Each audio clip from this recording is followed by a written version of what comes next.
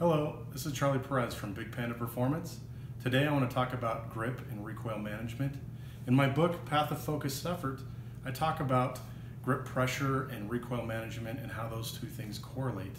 I've gotten quite a few questions around what grip pressure is needed, how much pressure there is, how to measure it, and that kind of stuff. And that's what today's video is going to talk about. So listen on and we'll go through it.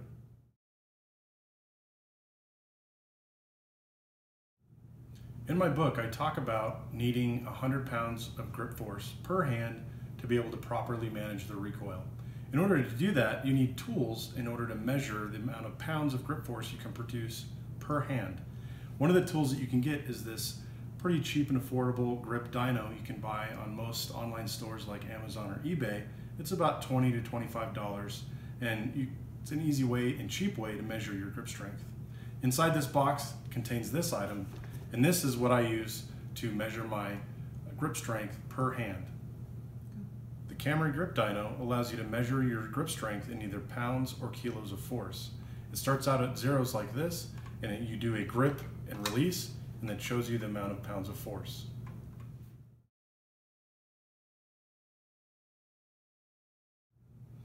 To properly measure your grip strength while shooting a pistol, you need to have a specific grip on the grip dyno that matches the same way as you'd shoot a gun. A common misconception that I get from people in questions for my book are, hey, I grip this dyno in a normal straight wrist fashion like this, and then I can exceed the numbers that are listed in the book, and I don't understand because I can't manage the recoil effectively. What you need to do is grip the grip dyno with the same fingers that you would use while shooting a gun. For example here, I'm a right-handed shooter. I will use these three fingers to grip the grip dyno, and then I'll present the grip dyno like I'm shooting strong hand only, grip and release, and then that will be my grip strength for my strong hand. For my weak hand or support hand, I would do the same thing, but this time I'm using all four fingers because I'm using that during my normal shooting grip. But instead of a straight wrist, I'm going to cant my wrist in the same fashion as I would be gripping the gun, and then grip and release.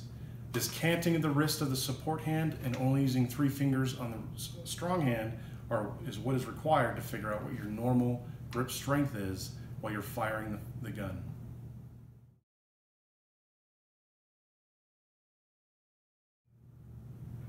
All right, now I'm going to show you a demonstration of how I measure my grip strength in both my firing hand and my offhand.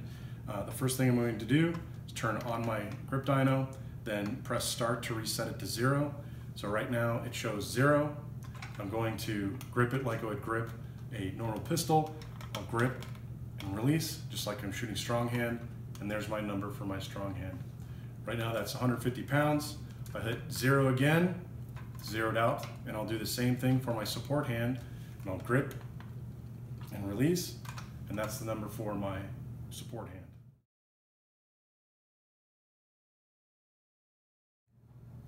Now that we know how to measure our grip strength using the grip dyno, the next thing we need to do is know how to improve our grip strength using different exercise devices. The first thing that most common is a normal gripper, spring-loaded gripper like this, where we can do compression style grip strength training. These are the most common type of grip strength training things that people use. The challenge with these is that they really increase your gripping strength, but they do a poor job of exercising your extensor muscles this direction. And this is where people go crazy with these grippers, and they end up getting tendonitis because they don't evenly train their gripping and their extensor muscles. These grippers are, if you're going to buy grippers, I use Captain's of Crush. This is the Zenith model that has the smooth grips. The standard Captain and Crush grippers have a knurled handle that kind of tear up your hands. I like the smooth handle because I can use these quite a bit and not tear up my hands. But these come in many different weights, so as your grip strength improves, you can go to the next weight gripper and exercise accordingly. The next best thing, or what I like to use, is this tool. This is called a Sidewinder. This is a friction-based kind of wrist roller device. This allows you to roll your wrists against one another in many different fashions like this or this. And you can change the friction by this knob here. And I really like using this tool more so than the grippers because this exercises both the gripper muscles and the extensor muscles while you're exercising both paths of resistance. So my recommendation, I'm not going to give you a specific recommendation on how many sets or reps to do on whatever gripper exercises you're doing or tools, because everybody's unique. I would suggest working with your physician to figure out an exercise program to figure out the best thing to use so you can not injure yourself. The worst thing you can do is go gripper crazy and you end up with tendonitis and then you can't shoot because your arms hurt. So be very careful with that and make sure that you have a balanced exercise program.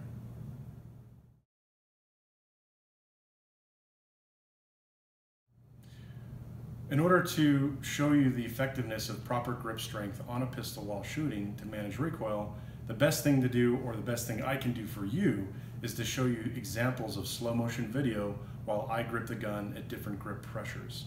I'm going to attempt to grip the gun at 50 pounds, at 75 pounds, 100 pounds, and my maximum grip strength. So there's going to be 4 slow motion videos showing these different grip strengths and how that affects the recoil management in slow motion. No matter what I talk about here, the best tool for you to see is how this different grip pressures perform when the gun is actually firing and cycling.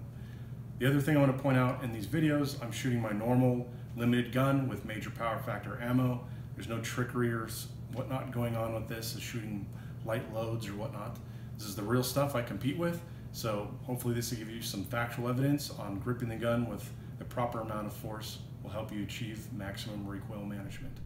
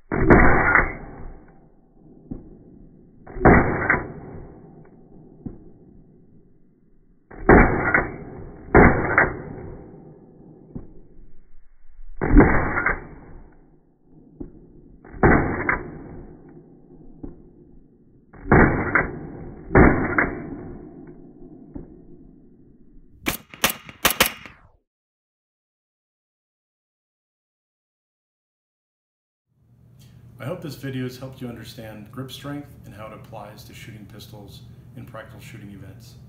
You can see more information about it in my book, Path of Focused Effort.